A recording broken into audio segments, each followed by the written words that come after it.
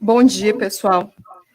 Meu nome é Lécia, eu sou engenheira da ABCP e a gente está em parceria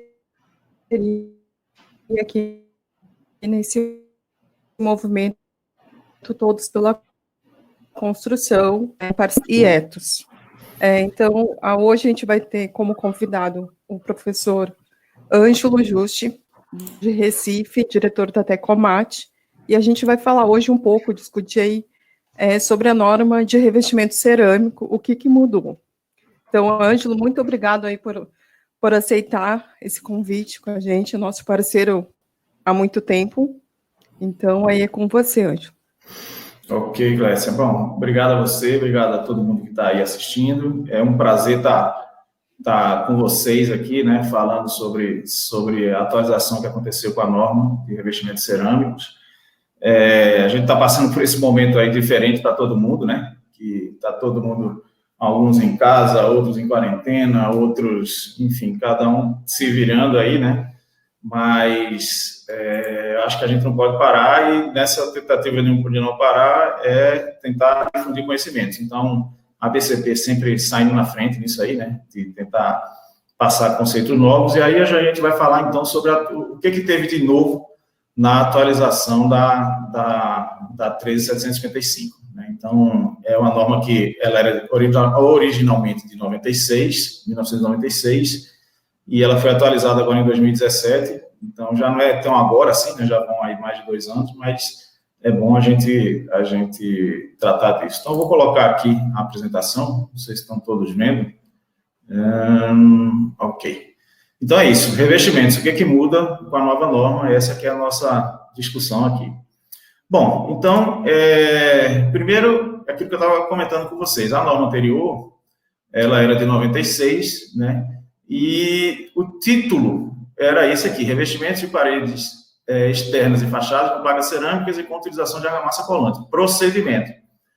Agora, com a atualização, ela repete o título e inclui projeto, execução, inspeção e aceitação. Então, quer dizer, ela já dá um passo adiante. Nessa norma, para quem não sabe, ela foi coordenada pelo engenheiro Max Junger, que está fazendo agora o doutorado dele, terminando lá no Canadá, hoje, mas foi um trabalho feito a várias mãos, né, e resultou nesse texto que está aí, que foi como diz a professora Helena Karasek, ela disse que esse texto é um dos textos, é uma norma que é quase um livro, porque ela é muito descritiva, né, ajuda muito para quem atua nessa área. Eu concordo, claro, com ela, que eu acho que essa norma veio bem a calhar. Então, assim, a primeira coisa que eu acho que é importante a gente destacar aqui é que ela traz uma informação que é o conceito do projeto de revestimento de fachada.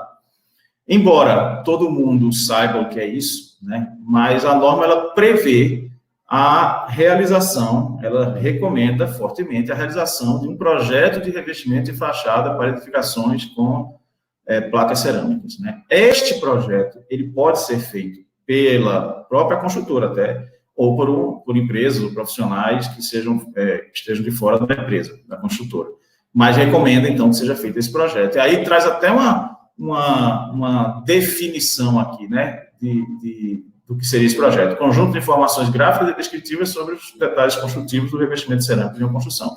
Então, ao meu ver, isso foi um avanço, né, porque, afinal de contas, é preciso ter o projeto, né, para que a gente possa entender, e aí lá na norma ela define uma série de itens que devem constar deste projeto, né, tanto a parte gráfica como as informações do tipo quantitativos, especificação de materiais e coisas dessa natureza. Né. Então, sem mais delongas, essa norma, ela a estrutura da norma, ela é separada em 4 grandes itens, né, partes relativas aos materiais, considerações de projeto, parte de execução e parte de inspeção e controle, né? Então, como eu tinha dito antes, essa parte de inspeção e controle, essa separação com esses 4 itens, eu achei muito interessante, porque ficou mais didática. Ela já era uma norma didática, mas aí melhorou ainda mais. Aí chega na primeira, com relação aos materiais, chega logo aqui, pessoal, uma coisa que é interessante. Eu acho que todo mundo já deve ter tomado ciência disso, mas no que se refere à argamassa colante, houve uma alteração forte de escopo, na minha forma de ver, que existe uma obrigatoriedade agora de utilização de argamassa do tipo AC3 em fachada, né? Exceto em situações muito especiais, e aí a norma prevê que é quando você tem prédios com altura de até 15 metros, salvo engano, e com o aval do projetista. Então, tirando esse tipo de situação, o resto é a utilização de um AC3. E aí, conversando com colegas, né, o pessoal que atua, o pessoal de venda, né, das empresas construtoras, das empresas fornecedoras de argamassa, e assim, a conta que a gente faz é que a diferença de preço entre uma AC2 e uma AC3 por metro quadrado, lógico que isso varia muito de empresa para empresa, mas vamos dizer que seja algo em torno de R$2 o metro quadrado, seria o valor a maior que estaria por essa troca aí de argamassa. Em contrapartida, você tem uma argamassa, gente, que aí, ó, se a gente olhar para esse gráfico aqui, ele traz quais são as exigências quanto à argamassa colante para ensaio de laboratório, não confundir com ensaio de campo. Em laboratório, um AC2 ela precisa dar, no mínimo, 0,5 nas 3 condições que são previstas em norma, né, que é saturada, submersa em água, né, ao ar, e saturada, em condições de ventilação e ao ar. E o AC3, ela tem que dar 1 megapascal. 1 megapascal. Então, é o dobro, né? Aí, quando vai para o campo, tem uma questão polêmica aqui quanto a esse valor de 0,3, que agora mudou para 0,5, a gente vai discutir isso mais na frente, qual é o critério de aceitação, que, na verdade, antigamente era 0,3, agora passou para 0,5, mas, enfim, independente disso, o fato é, se você utiliza de partida uma argamassa cujo resultado de laboratório é 0,5 megapascal, para ele cair para 0,3, vamos admitir que fosse pela norma antiga, tá? Para não confundir muito. Teria um gap de 0,2 megapascal, que seria uma coeficiente de segurança que teria nesse caso. Com a AC3, esse gap é muito maior. E se a gente agora admite que esse valor é 0,5, então é preciso sim ter um gap maior, né? Se ele em laboratório dá 1 megapascal, todo mundo sabe que as condições de laboratório são muito mais favoráveis. Então, quando você vai para o campo, tem sol, tem vento, tem o próprio operador, né? A cerâmica que tem absorção diferente daquela, pode ter uma absorção diferente daquela usada no laboratório. Então, e considerando ainda, por exemplo, o custo de uma cerâmica numa fachada, dependendo do fornecedor, pode chegar a valores de 20, 25, sei lá, reais o metro quadrado. Então, o acréscimo de custo de uma argamassa, de você sair de uma C2 para uma C3, é muito pequeno. Então, me pareceu, sem dúvida, uma decisão acertada quando teve essa alteração aí da norma, na minha humilde opinião. No que se refere à mistura, gente, aí foi outra decisão muitíssimo acertada, né? Mistura de argamassa, essa coisa de fazer mistura manual, é coisa do arco da velha, né? Hoje a gente está conversando aqui via videoconferência, em qualquer lugar do mundo pode estar vendo isso que a gente está conversando aqui agora. E aí o camarada lá na obra, misturando a argamassa na colher, isso não tem sentido, né? Então, hoje existem N equipamentos como esse, e quando a gente fala de uma AC3, ela é mais pesada, é uma argamassa mais pesada, vamos chamar assim, consequentemente, ela precisa ter é mais difícil, né, obviamente, de misturar, exatamente por ela ser mais pesada. Então, a recomendação que se tem é a utilização dessa mistura mecânica, né? E aí, eu posso assegurar a vocês, quem estiver aqui presente, que quem já fez uma mistura mecânica como essa, não volta para fazer uma convencional, porque facilita muito as operações, né? Com relação à cerâmica, com relação à placa cerâmica, aí vem aquela discussão. Bom, primeiro, absorção de água menor do que 6%. Só me engano, isso já tinha na versão anterior. A questão da expansão por umidade, a norma anterior falava, né? Ela já comentava isso, e essa repete a EPU inferior a 0,6 milímetros por metro. Essa questão da expansão por umidade, acho que todos que estão aqui estão cientes dos problemas que têm acontecido, né? Que é uma discussão se é problema de EPU, não é problema de EPU. O Renato Saad está aí com a gente, salvo engano, ele me mandou mensagem agora, está estudando isso no doutorado dele, entre outras pessoas, né? O pessoal do IPT estudando isso, mas a gente está avançando no conhecimento relacionado a isso. Porém, no que se refere à norma brasileira, essa 13.755, a versão 2017, ela prevê que a EPU tem que ser inferior a 0,6 milímetros por metro. E detalhe, não define qual é a maneira de realização do ensaio, a forma de realização, porque isso é outra discussão, o Renato está também muito à frente disso, mas eu não vou entrar nesse mérito. O fato é, a expansão por umidade tem que ser menor do que 0,6 milímetros por metro para as cerâmicas.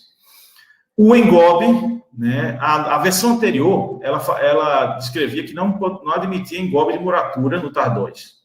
Simples assim. Só que é uma definição meio maluca, porque quem trabalha com isso sabe que sempre vai ter um engobe de muratura.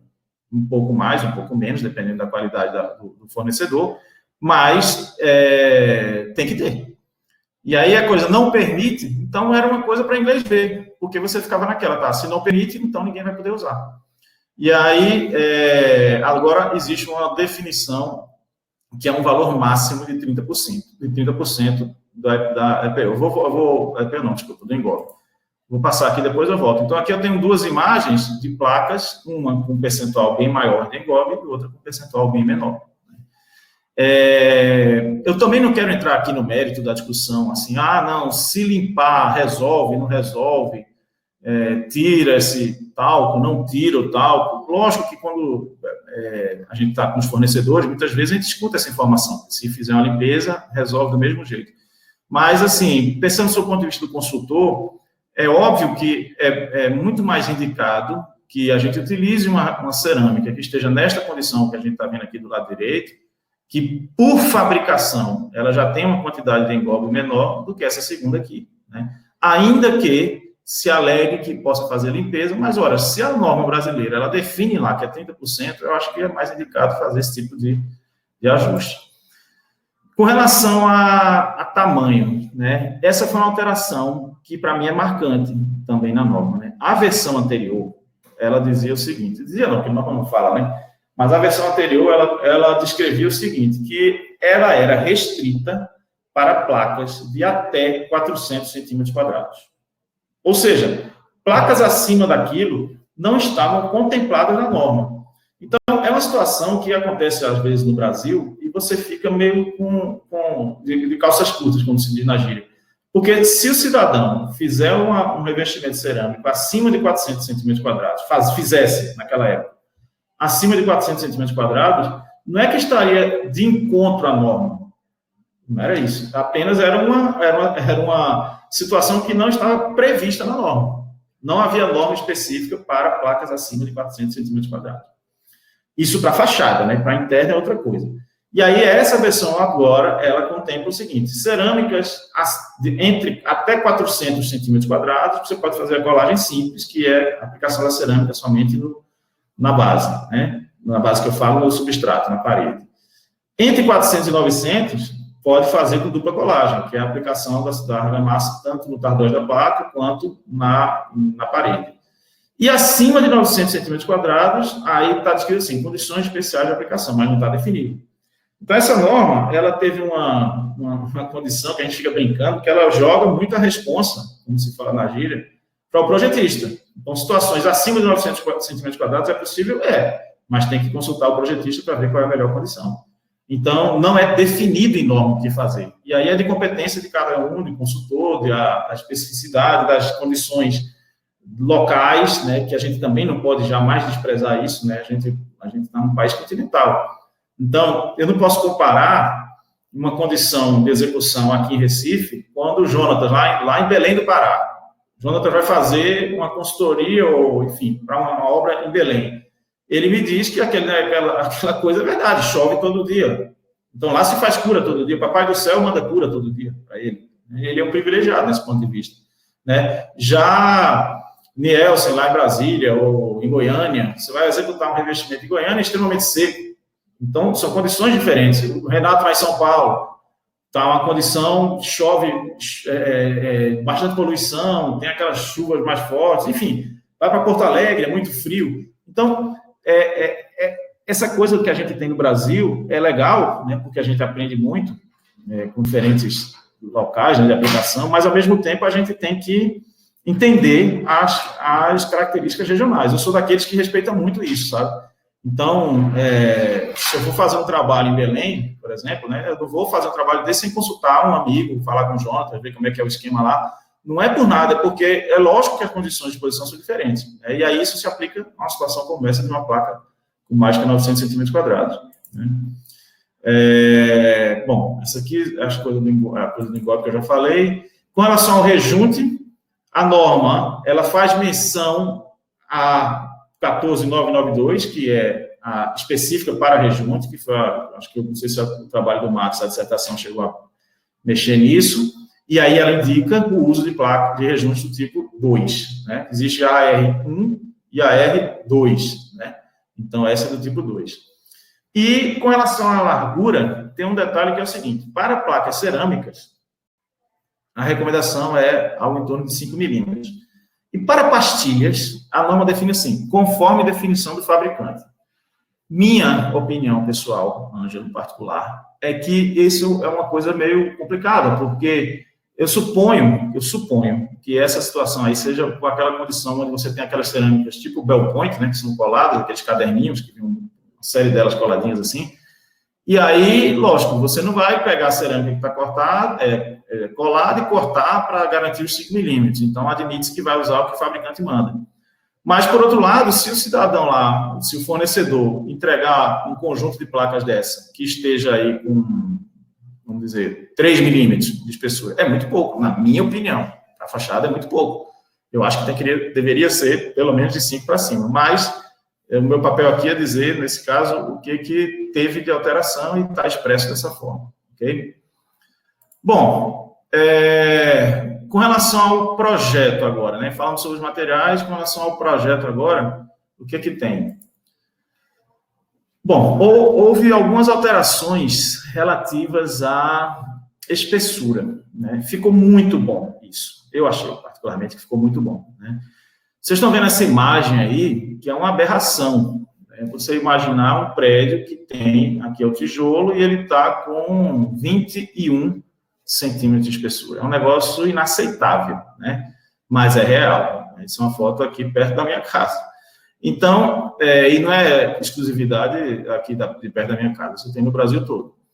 Então, a primeira coisa é a seguinte, a norma definiu uma espessura mínima de 2 centímetros. Né? Então, está claro, o embolso não pode ter menos do que 2 centímetros. Muitas vezes o pessoal liga querendo, dá para colar direto na base, às vezes uma alvenaria estrutural, um bloco de concreto, que é muito regular, e, portanto, não precisa ter obrigatoriamente um chapisco e um embolso. É possível colar? Em tese, você consegue colar. Existe argamassa colante hoje no mercado todo, que você consegue colar e ela fica presa lá. Porém, existe uma questão de movimentação da estrutura, que o embolso, de certo modo, é um amortecedor dessas movimentações. Então, suponho que seja isso que tenha levado à recomendação quanto a essa espessura mínima de 20. E existe um limite superior para uma camada, coisa que a norma anterior não previa. Então, a norma anterior previa que você podia, se houvesse embolso com espessura maior do que 2,5 cm, 2,5, 25 milímetros, teriam que ser feitas camadas sucessivas. E eu me lembro, eu estava na reunião lá da norma, em São Paulo, uma vez, lá na FACEG, aí alguém, não sei se foi eu, alguém perguntou lá para o grupo, alguém faz isso? Aqui no Brasil, todo mundo baixou a cabeça, porque ninguém fazia. É uma coisa maluca. Por quê? Porque 2,5 cm é muito pouco. Então, a norma hoje prevê isso, que você pode fazer até 5 centímetros numa camada só, sem colocar tela de reforço, nada disso. Aí eu volto a afirmar, isso nem todo local, nem toda dosagem de argamassa permite 5 centímetros de uma vez só, nem toda região, né, tem locais que é mais seco, tem locais que é mais úmido, tudo aquilo que a gente já falou antes. mas admite-se que você pode colocar uma espessura de até 5 centímetros em uma camada só, vamos chamar assim, sem a colocação de tela.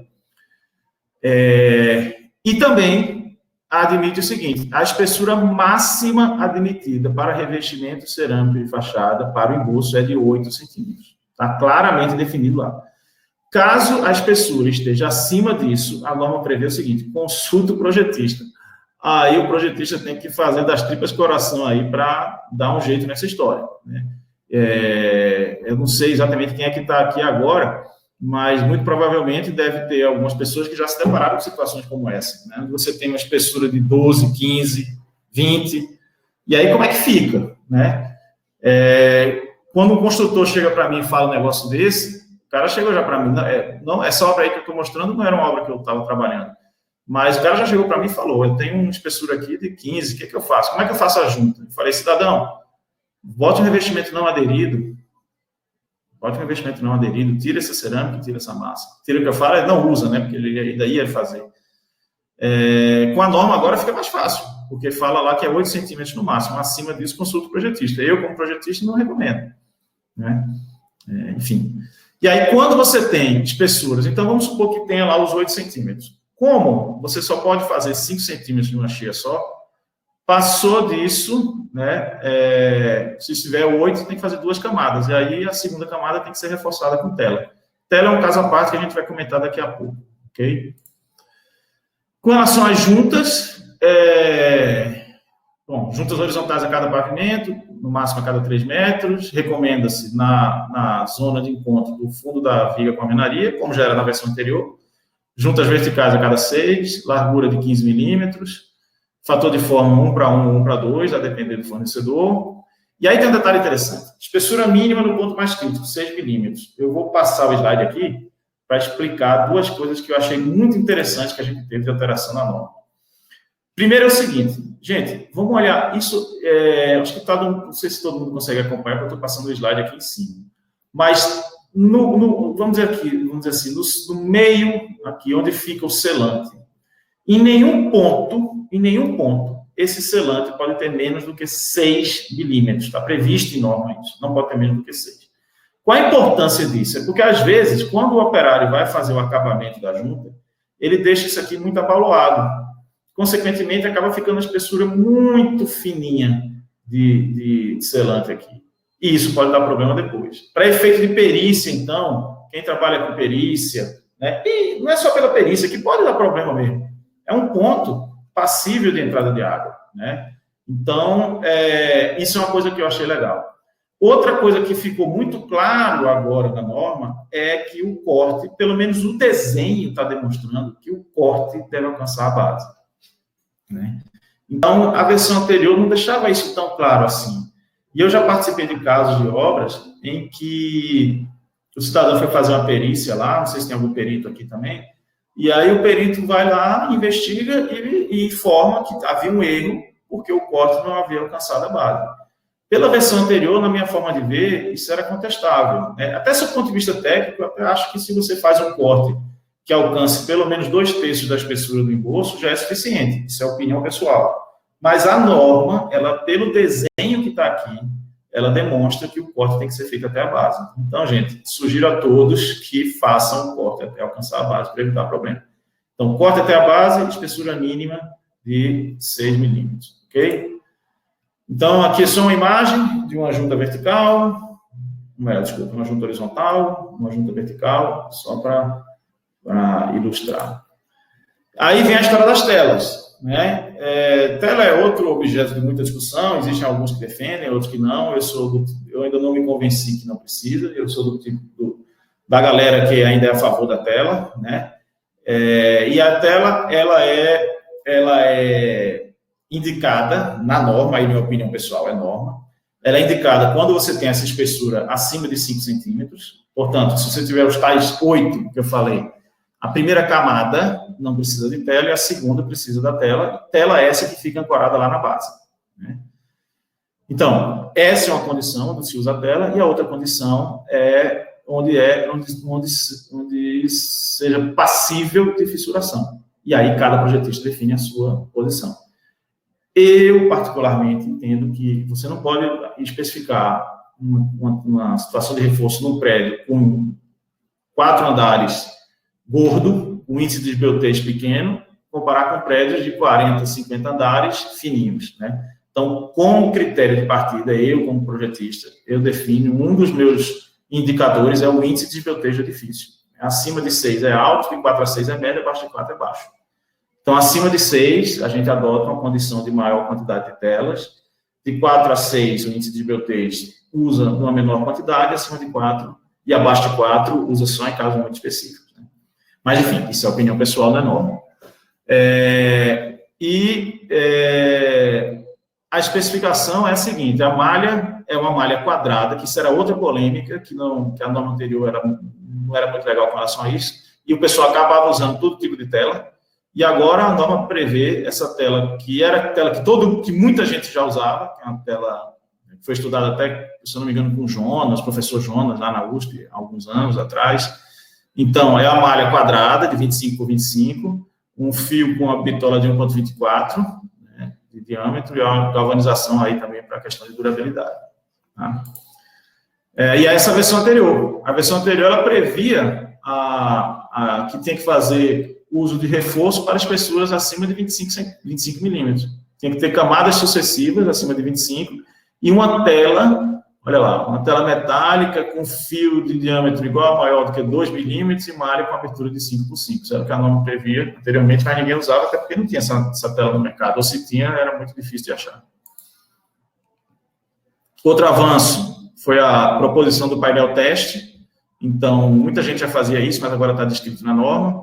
Ela sugere que esse painel seja feito 3 meses antes do início da fachada, e você faz ensaio, então, com 7, 14, 28, 21, e aí você tem mais ou menos uma ideia da avaliação, da evolução da resistência, né?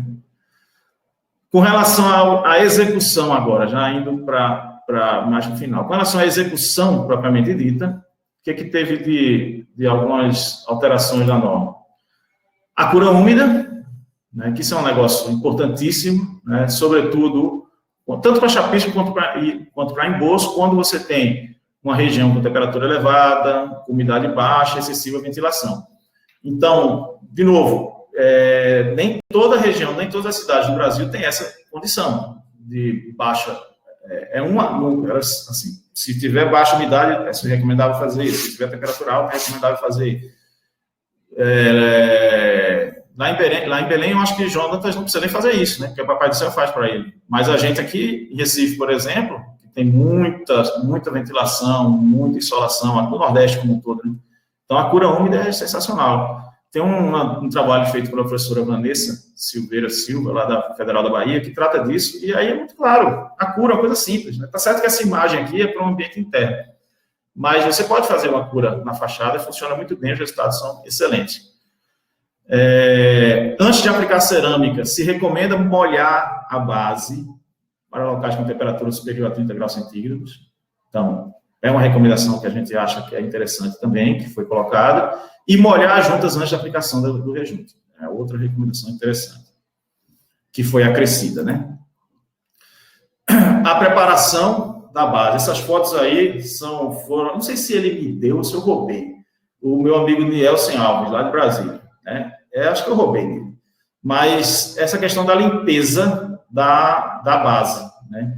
Então, é uma coisa que muita gente faz e não precisa ser engenheiro ou conhecer de engenharia para entender que é muito indicado você fazer essa limpeza com um disco de desbaste, né? Então, você aumenta a porosidade da base, tira aquela capa superficial do concreto e, consequentemente, tem um potencial de aderência muito melhorado com esse procedimento. Mas a norma, por outro lado, ela fala assim, para bases lisas e pouco porosas. Que bases são essas? Não está definido. Então, compete ao projetista, ao construtor, entender que situações são essas. Eu, Ângelo, recomendo isso em todos os casos hoje, né? O chapisco duplo, né, como é o chapisco duplo? Geralmente é assim, na estrutura, o cidadão vem com chapisco industrializado, desempenado, passa na estrutura, aqui o desenho dá a entender que é num bloco de concreto, um bloco, né, mas na foto dá para ver, né, o chapisco aplicado com desempenadeira, e sobre esses chapiscos desempenados se aplica, então, o chapisco manual com colher de pedreiro. Né? Aí é para casos mais excepcionais, onde você tem uma resistência mais alta,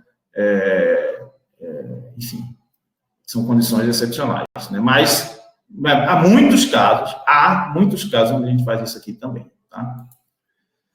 Com relação à execução do rejunte, aí, gente, tem esse negócio aqui, ó, essas duas fotos, para mim, elas falam por si só. Né? Com a cerâmica branca, você vê pontos de falha na execução do rejunte, da junta, na verdade, onde a água entra e entra para valer, e nessa verde aqui embaixo, você vê que está muito melhor aplicado. Então, para garantir esse tipo de situação aqui, a norma sugere o procedimento executivo para poder garantir que não existe uma falha, porque isso aqui, gente, é uma coisa quase que artesanal. É uma coisa quase que artesanal, para garantir esse resultado aqui no final. E com relação aos prazos, a norma mantém o que já era discutido anteriormente, né? Para aplicar o embolso, são 3 dias depois do chapisco. Para aplicar a cerâmica, são 14 dias após o embolso. Para aplicar o rejunte, são 3 dias após a cerâmica. E aí, essa última aqui é que é uma contestável que fala assim, que nem todo mundo consegue, né? Que é garantir um espaçamento de prazo de aplicação da junta pós-rejunte de 7 dias. É uma condição aí que tem, mas, enfim, está lá na norma, né? E tem suas razões, eu não vou entrar no mérito disso aqui agora. E, finalmente, né, a gente tem aí mais 6, 7 minutos aí para conversar, a nossa ideia é falar em 40 minutos, tem a parte de inspeção e controle, tá certo? E aqui vem uma discussão, pessoal, que é bem marcante, bem marcante. A norma, com relação aos ensaios de aderência, eu tenho aqui do lado esquerdo o que prevê a norma atual, 13.755, de 2017. Ela prevê ensaio, essa é a minha forma de interpretação da norma. Ela prevê ensaio para identificar a aderência na interface entre a cerâmica e o embolso.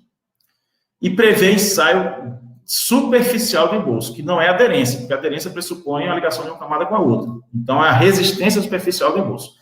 Esta norma, que é o objeto da nossa discussão aqui, ela discute a aderência da cerâmica ao embolso e a resistência superficial do embolso. Quando a gente quer discutir o embolso propriamente dito, existem outras normas, que aí a procedimento de ensaio prevê aqui a 13.528, que foi de 2019, ano passado, foi atualizado. Né? Então, além da 13.749. Um pouquinho de cada uma delas, para pelo menos eu vou tentar mostrar para vocês o meu entendimento. Isso é uma coisa ainda recente, mas vou mostrar o meu entendimento com relação a isso. Bom, como eu falei, a 13.755, que é o objeto da nossa conversa hoje, primeiro de tudo, ela previu uma coisa que não havia a especificação e ficou espetacular, que é uma quantidade, uma amostragem. Então, 12 corpos de prova a cada 2.000 metros quadrados, tanto para superficial quanto para aderência. E aí vem o critério. Se desses 12, 8 derem abaixo de 0,3 megapascal, está reprovado. Se 8 derem acima de 0,5, ele está aprovado. E se der entre 0,3 e 0,5, como é que fica? Consulta o projetista. Então, aí é uma análise que cada um faz. Depende da forma de ruptura, depende, cada um faz a sua análise. Né? Eu tenho uma opinião. Antigamente se falava em 0,3. Eu acho que vai depender muito de cada caso. Eu não sou daqueles que tem que dar acima de 0,5 para estar aprovado, não. Mas tem muita gente hoje que se apega a isso e vai. Mas isso é de projeto para projeto, de revestimento para revestimento. Está claro aqui na norma. Tanto a resistência superficial quanto a aderência. No caso da resistência superficial, eu até acho que, particularmente, eu entendo que é melhor que seja acima de 0,5. A resistência superficial, realmente, eu acho que é legal que seja acima de 0,5. Já a questão da aderência, particularmente, eu acho que se der acima de 0,3 e 0,5, a depender do caso, eu não vejo que seja uma obrigatoriedade de reprovação. Tá? Mas eu estou trazendo o que a norma colocou para a gente agora. Aqui um exemplo do corte. E aí, gente, o que precisa ficar claro aqui? Como a gente está falando da aderência da cerâmica à base, antigamente esse corte era feito até chegar lá na base, né? Agora mais não. Agora a aderência, o corte é feito até alcançar a argamassa colante. Passa da argamassa colante, alcança um pouco do emboço e pronto. Que aí você vai ver a aderência nessa superfície, tá? Antigamente também tinha uma coisa complicada, que o corte, sim, só para deixar claro, o corte, ele é quadrado, né, de 10 por 10. E antigamente o corte era do meio das placas, assim, sabe? E agora não tem mais isso.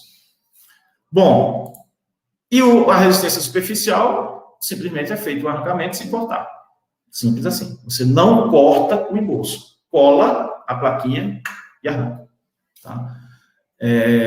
E aí, nesse caso, é um corte circular. Olha, desculpa. É um corpo de prova circular, aquela plaquinha circular de 5 centímetros de diâmetro. Então, são condições diferentes e aqui tem os tipos de ruptura que podem acontecer. Aí, só para não deixar de falar, aqui tem uma discussão sobre a 13528, que foi atualizada em 2019. Já para a gente finalizar aqui nossa conversa. Ela foi atualizada em 2019. Aí, esta norma prevê o seguinte, não, agora você corta o emboço, essas imagens aqui são só ilustrativas, tá, gente? Então, aqui tem um serra-copo fazendo o corte do emboço, né, num pano experimental. Diga-se de passagem, falando sobre isso, voltando lá para 13.755, uma coisa que, não sei quantas pessoas estão vendo isso aqui que eu estou falando hoje, mas uma coisa que eu indico fortemente, seja para quem vai contratar o ensaio, seja para quem vai fazer o ensaio, gente, você tem 12 corpos de prova para serem feitos em 2.000 metros quadrados. Tem muita gente que procura fazer isso muito concentrado. Escolhe 100 metros quadrados, por exemplo, e faz tudo junto. Faz os 12 pontos em 100 metros quadrados. Poxa, se são 2.000 metros quadrados, vamos fazer engenharia, vamos pensar juntos. Né? O mais racional é você espalhar esses 12 pontos ao longo desses 2.000 metros quadrados. Né? Você espalha isso. E aí você tem uma avaliação da balança, ou do Jaú, do balancinho, que foi Antônio, o balancinho de João, o balancinho de Pedro, o balancinho de Ângelo. Mas, às vezes, a gente pega ensaios de aderência que são feitos todos colados, 12 pontos um do lado do outro. Então, na minha modesta opinião, eu acho que é melhor que você tente espalhar o máximo possível. É claro que vai dar mais trabalho para o laboratório para fazer o ensaio, mas, em compensação, você vai ter um resultado muito mais completo. Eu me refiro tanto ao ensaio da cerâmica, do emboço superficial e esse da 13.528, a mesma coisa. Tá? Então, tá aí, ó. Aqui as imagens, o corte, né, eu tinha mostrado o corte, aqui a plaquinha metálica sendo colada, o aderímetro, isso aqui é um tipo de aderímetro, existem vários, né? Esse aqui é o aderímetro fazendo o corte, e aqui a avaliação, né? Lembrando a todos que esse ensaio, ele nos dá duas respostas importantes. O valor da aderência e o local de ruptura, o tipo de ruptura. Então, aqui, ó, a gente indica, mede qual é a espessura do emboço, desculpa, a espessura onde aconteceu o corte, a fratura, né? Desculpa, a ruptura, e também o valor do ensaio. Então, é isso que está lá. E aí, vem uma questão interessante aqui, que eu deixo para a gente conversar. O que está previsto nesta norma que ainda é válida? Limite de resistência de aderência para emboço camada única para paredes externas revestidas por cerâmica, 0,3 megapascal para emboço. Então, a gente tem o 0,3 do emboço, pelo que eu estou vendo aqui. Aí tem aquela questão do 0,3 ou 0,5 para aderência da cerâmica à base, que é outra coisa. E 0,5, que é na minha forma de ver, né, 0,5 para a resistência superficial do emboço. Mas quando a gente fala do corpo do emboço, o que está descrito aqui nessa norma é o tal do 0,3. Então, é como se fosse assim, o emboço, a interpretação que eu faço, o emboço, 0,3, né, ruptura coesiva do emboço, 0,3. A resistência superficial dele, pode ser entre 0,3 e 0,5, eu indicaria 0,5, sem dúvida nenhuma. Aderência da cerâmica à base. aí eu sugiro que possa ser 0,3, 0,5, aí depende realmente de cada caso, ok? E para finalizar também, uma coisa que se fazia, e a norma apenas colocou no papel uma coisa que todo mundo fazia, é a verificação da inspeção para ver se tem vazio de preenchimento ou não. Isso aqui, para ver se tem, como é que está o preenchimento do tardóis, da cerâmica, com argamassa colante. Então, é feito 2 amostragens, 40 metros quadrados, isso aqui, um balancinho, geralmente tem 6 metros, né, vezes 3 de altura dá 18, então, 2 andares, a cada 2 andares, mais ou menos, você retira 2 placas, se der acima de 90%, o plano está aprovado, se não, você faz essa segunda amostragem, e aí tira mais 4, e aí se dessas 6, 3 estiverem acima de 90, está aprovado, se 3 estiverem acima de 90%, de 80%, faz um treinamento, e caso contrário, estaria reprovado. Essa é uma coisa que todo mundo fazia, mas a norma agora descreveu e eu acho que ficou muito melhor. Bom, pessoal, é isso. Eu passei aqui 2 minutos, eu acho, mas, enfim, então meus dados aqui, eu queria agradecer a Tecomat, que é a empresa onde eu atuo, e tenho muito orgulho de trabalhar nela há mais de 20 anos, a Escola Politécnica e a Universidade Católica, que são as instituições onde eu leciono atualmente. Então é isso, agradeço a todo mundo. Glécio, estou à sua disposição e quem mais quiser comentar, estou à disposição de todos aí para esclarecer alguma dúvida, se eu souber responder, é claro. Bom dia, professora Ângela. A Glécia teve uma dificuldade aqui de conexão, estou assumindo no lugar dela. Queria agradecer a sua explanação, foi bastante didática. Tem algumas perguntas aqui que eu vou, à medida do possível, vamos ver no tempo que nós temos, se consegue responder. Tá, joia. Vamos lá. Tem uma primeira que é a seguinte: precisamos urgentemente da revisão das normas de argamassa colante. As nossas cerâmicas estão maiores, as estruturas mais deformáveis. Você entende que precisamos urgentemente prever o ensaio de deformação e flexibilidade de argamassas? Sem dúvida nenhuma. Tem o nome de quem fez a pergunta, não? Deixa eu ver... Enquanto você acha, eu vou comentando. Mas não tenha dúvida, isso precisa ter, né? Para mim, particularmente, essa abertura que a norma deu para placas acima de 900 centímetros quadrados é um risco, minha forma de enxergar, porque as estruturas estão cada vez mais deformáveis. De novo, uma coisa é um prédio de 4 andares com índice de BOTs baixo, outra coisa é um prédio que a gente tem aqui no Nordeste, prédios enormes, e o cara quer fazer um assentamento de 60, uma placa de 60 por 60, e como é que fica? Escura, muitas vezes. Então, é difícil, eu concordo 100%, mas eu acho até que a norma de argamassa colante está sendo atualizada. E tem que ter esse ensaio de flexibilidade, né? O Maurício Rezende, ele fala muito disso nas palestras dele, né? E ele trabalhou hoje, não sei se ele está atuando hoje, mas trabalhou no CCB há muito tempo, fez mestrado com a gente lá na USP. E eu acho que sim, tem que ter esse ensaio, sem dúvida nenhuma. A norma americana já prevê, né? Tem outra aqui, da Márcia Alves. Já verifiquei a execução de junta após a aplicação de pastilhas. Efetuando o corte da fachada, já com a cerâmica, argamassa e embolso, existe algum protocolo especial para essa forma de aplicação? Bom, pelo que eu entendi, ela está falando que o corte foi feito após a aplicação com a massa, digamos assim, uma argamassa já endurecida. Deve ser isso que ela está comentando. Foi o que eu entendi também. Não, eu não me lembro se a norma ela obriga que seja feita com a massa no estado fresco. Acho que não. Mas também já vi já acompanhei lá em João Pessoa, por exemplo, o pessoal usava muito isso, de fazer o corte com a massa no estado endurecido. Particularmente, eu acho muito mais difícil de fazer, né? Você vai ter que ter um disco de corte para garantir o alinhamento, é muito mais complicado, né? Mas eu não vejo nada que impeça, só acho que é mais difícil. E o resultado final acaba sendo bom também. Tem uma outra aqui. Tivemos muitas patologias em revestimento de fachadas recentemente, e a norma está estabelecendo várias especificações para evitar as patologias. Como as construtoras e especificadores estão evoluindo nessa especificação? Eu não sei de onde que essa pessoa está falando, né? Qual é a região do país que ela está falando. Né? E tem o nome dela, não? Que pelo menos se eu souber. Essa daqui acho que foi da própria Glécia.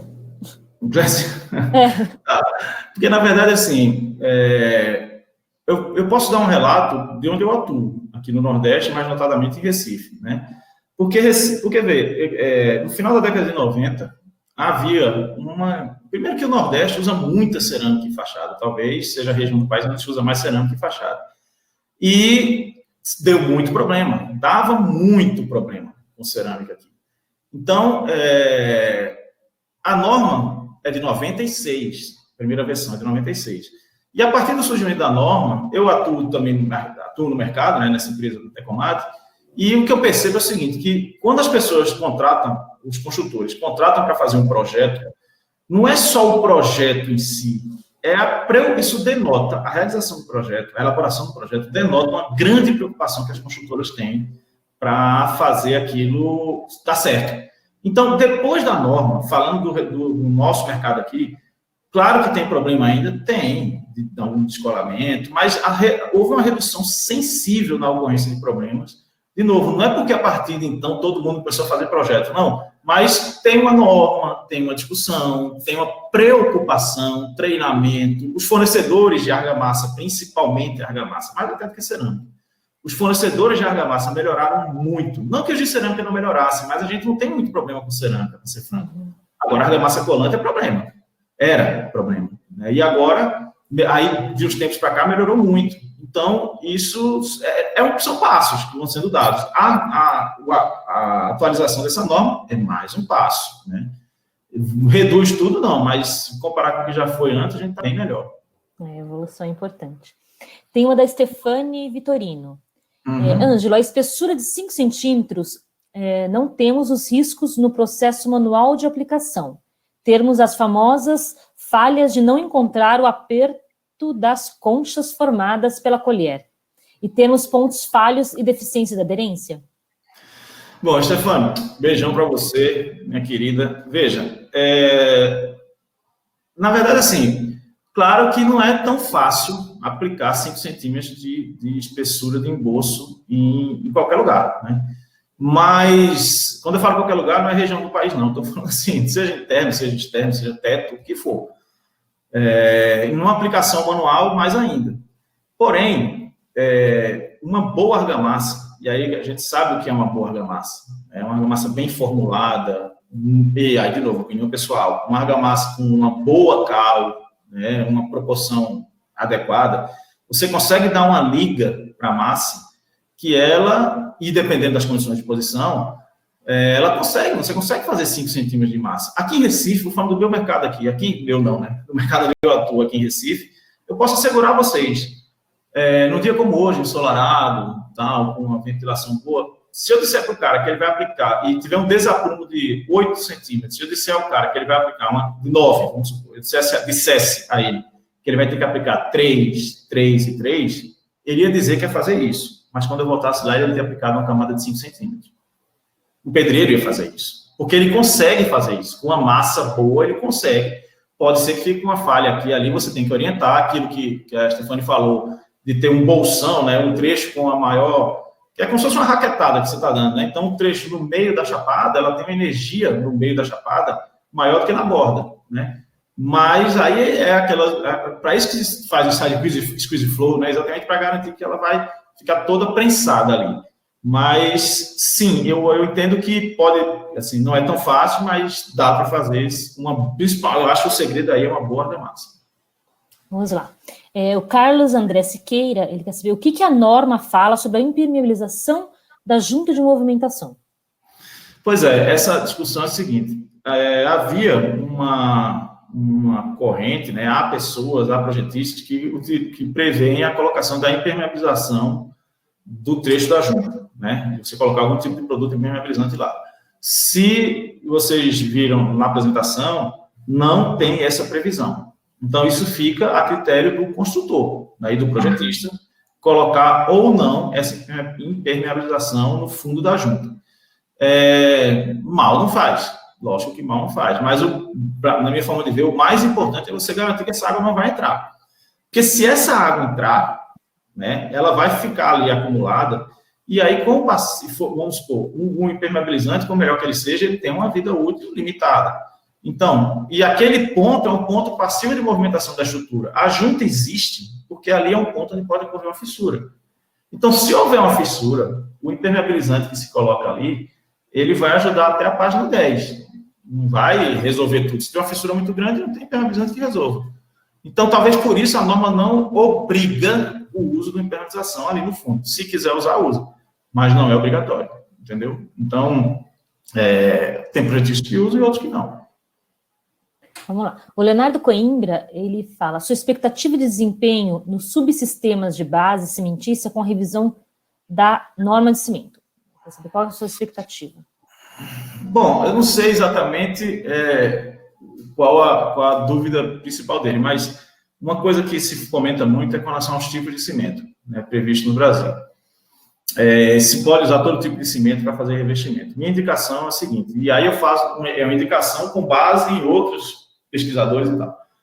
CP2, E, F ou Z, na minha forma de chegar, você pode usar para revestimento de uma maneira geral. Chapisco, embolso, sem problema. E, F, Z, tudo não tem muito problema com relação a isso. Os cimentos com baixo teor de clinker, CP3 e CP4, esses não é recomendável, minha forma de enxergar, o uso desses cimentos para chapisco, principalmente. Eu tenho muito receio com relação a isso. Alguém pode dizer, não, gente, tudo bem, é muito bonito esse seu discurso, mas aqui na minha cidade eu só tenho CP4, ou só tenho CP3, como é que faz? Aí, o cuidado com a cura deve ser triplicado, quadriplicado, porque como tem um teor de clinker baixo, então ele tende a ter problema de dificuldade de hidratação e tal. Então, CP3 e CP4, se puder evitar para usar para chapisco, eu recomendo. Mas se não tiver alternativa, que utilize esses cimentos fazendo a cura. Essa é a indicação que eu faço com relação aos tipos de cimento. Agora, CP2, E, F, Z, pode usar tranquilamente. CP5, não é tão comum usar para isso, não vejo tanta restrição, apesar dele ser muito mais fino. Há quem diga que ele pode preencher os poros, isso claro, dificultar alguma coisa. No livro da professora Helena, ela até comenta isso, né? Ou um artigo publicado por ela, mas eu não vejo assim como uma grande restrição o CP5, não. CP2, muito menos. Agora, CP3 e CP4, aí eu realmente tenho uma séria restrição para a utilização, principalmente em chapisco. Aí, por continuação, acho que também para embolso, se puder evitar, é melhor. Mas para chapisco, CP3 e CP4, só em último caso. E aí, que mais uma do Renato. Pode explicar novamente como você entende essa questão da resistência do embolso superficial e da cerâmica? A superficial, o método é muito simples, é só colar a plaquinha e arrancar, né? E aí, o critério, dos dois casos, o critério é de 0,3, acima de 0,5 ele está aprovado, dos 12, 8 tem que estar acima de 0,5, né? E entre 0,3 e 0,5, consulta o projetista. Minha forma de enxergar, como a capa superficial do embolso, ela precisa ter uma capacidade de suporte maior para pegar essas placas, principalmente placas de grandes dimensões, como alguém comentou aí, eu, particularmente, entendo que a aderência a resistência, nesse caso, deveria ser maior do que 0,5. E da aderência, no segundo ensaio, né, que é de aderência e não de resistência superficial, na aderência, o corte, a maquita, né, o disco de corte, ela vai até a superfície do embolso e para ali. Quando arrancar, você vai ver qual foi o elo mais fraco do sistema, né? Então, por isso que se fala em aderência. E aí o valor é esse. Eu entendo que eu não sou daqueles que acham que tem que dar tudo acima de 0,5, não. Vai depender de caso a caso. Já teve... Até porque, antes da norma, passou de 0,3, tudo era aprovado, né? E tem muito revestimento que está aí até hoje. Então, eu não sou desse que tem que dar acima de 0,5, não. Mas, repito, isso aí é de caso a caso. Eu acho que eu passei quase todas aqui, mas tem mais uma. Que caso a tela seja especificada em projeto ou embolso fissure e seja comprovada que foi tudo bem executado, quem será o responsável? O projetista? Veja, essa coisa de responsabilização, né, de quem é o responsável por um problema aqui ou ali, tudo que a gente faz quando desenvolve um projeto é tentar antecipar os problemas que ocorrem, que podem ocorrer na fachada. Então, a utilização da tela é um reforço, mas é lógico que ela não vai, a gente não pode ir contra a natureza. Se o prédio tiver um nível de deformação grande o suficiente, que cause uma fissura, que a tela não foi suficiente para combater, paciência, né? É uma coisa que a gente agora, o que eu posso dizer, que pela experiência, é que esse local onde aconteceu essa suposta fissura, onde tem a tela e fissurou, se não tivesse a tela, provavelmente essa fissura seria muito maior do que com a tela. Essa é a minha forma de enxergar. Então, a utilização da tela, ela, na minha forma de enxergar, ela ajuda a atenuar o problema. Mas eu não posso afirmar que se coloca a tela, não vai ter fissura. Porque a movimentação da base ela pode ser muito grande. Então, assim, essa questão de tela é muito contestável, sabe? Tem gente que diz, não, a tela não serve para nada. Outros dizem, tela resolve tudo. E cada um tem sua experiência de vida, né? Então, para mim, eu já tive muitos casos bem-sucedidos do uso da tela, que é aquela coisa, fissuras pequenas, a tela ajuda. Não tem como você dizer que não ajuda. Agora, qual é a tela também? Se você usar uma tela daquela hexagonal, de pinteiro, se eu puxar essa tela, ela se estica. Então, na minha forma de ver, ela não vai ter um desempenho muito bom. Agora, uma tela eletrosoldada, quadrada, ela vai ajudar, ela pode ajudar, né? Agora, também aí a gente usa tela de plástico, tela de PVC, tem N tipos. Mas uma tela metálica, de novo, essa coisa que foi colocada aí na pergunta, se acontecer uma fissura no trecho onde tem a tela, é provável que essa fissura fosse ainda maior se não existisse a tela. Aí você diz, não, a responsabilidade é do projetista que colocou a tela e mesmo assim fissurou. Não acho que seja justo com um projetista isso, jogar essa responsabilidade do projetista, né? Porque, e outra, é uma movimentação que vem da base. A gente tenta antecipar, um projetista de fachada, ele tenta antecipar os problemas que podem acontecer. Mas, só para finalizar quanto a isso, a indústria da construção civil, prédio, não é feito um relógio. Você compra um relógio desse aqui, eu compro esse relógio, e aí chego aqui em casa, ele para de funcionar. Eu vou lá, troco esse botãozinho aqui, coloco um novo e ele volta a funcionar, a culpa é do botão. Um prédio, a gente não pode pegar esse prédio, derruba, constrói ele igualzinho, não coloca a tela e ver se ele funcionou ou não, porque não teve a tela. Não dá para fazer isso. Engenharia de construção civil, as causas são concorrentes, tem várias coisas atuando ao mesmo tempo. Então, a gente tem que entender que o objetivo não é ser taxativo de que usando a tela não vai ter fissura. Mas se minimizar, se diminuir para fissuras de pequena extensão, eu acho que é uma boa utilização, sim. Então, chegando várias, eu vou fazer uma última, tá, para a gente encerrar, mas deixar claro aqui que depois tem o contato do professor, ele Isso.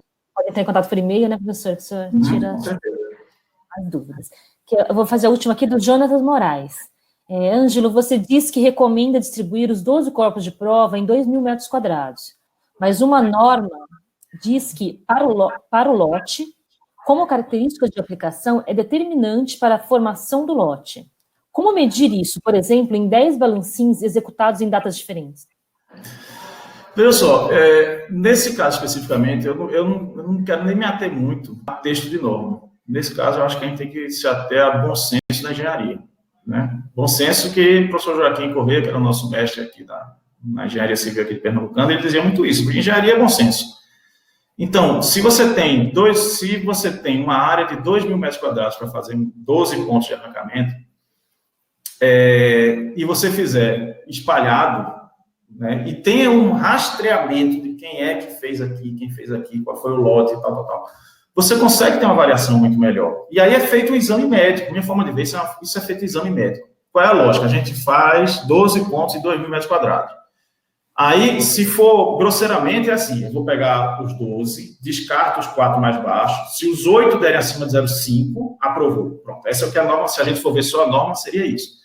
Mas a análise de um bom projetista, que eu tento fazer, é a seguinte, eu não vou pegar só isso, a gente analisa os pontos que deram baixos, vamos julgar onde é que deram baixo. Mas vamos supor que, nesses 2.000 metros quadrados, os 4 que deram baixos foram concentrados na mesma região. Aí eu repito os 12, faço novos 12 pontos nesta região onde deu o problema. Então, você consegue ter como é que eu posso dizer assim, uma maior definição. Aí eu vou direto ao ponto. Não? Eu sei que nesse trecho desta prumada aqui, os resultados deram baixo. Aí eu faço 12 só naquela prumada. Então, para quem faz essa aderência, você fazer 12 pontos a cada 2.000 metros quadrados seria no embolso, na aderência superficial, na resistência superficial e na aderência, é muito ponto de arrancamento. É muito ponto de arrancamento. Então, acaba ficando uma coisa onerosa para o construtor. Então, por isso que eu acho que faz espalhado, e aí, a depender dos resultados que forem obtidos, você, se der resultado baixo, aí você concentra naqueles pontos onde os resultados eram baixos. Entendeu? Essa é a minha forma de ver. Muito obrigada, professor Ângelo. O Movimento Todos pela Construção, que é uma idealização da Etos Soluções, Construliga, a BCP e SNIC e o SEBRAE, agradece muito a sua presença, agradece a sua colaboração nesse processo. E as dúvidas, pessoal, vai ficar aí para você tirar pelo e-mail, né? E é isso aí, nós estamos acabando aqui. A Todos pela Construção, são 100 cursos online para construção civil. E até o próximo curso, gente. Agradecer a todo mundo aí, estou à disposição. É só mandar um e-mail que eu, na medida que puder, eu respondo. Agradeço a BCP pelo convite também. Estamos aí para as próximas, se precisar. Muito obrigada. Até a próxima. Valeu, tchau, tchau.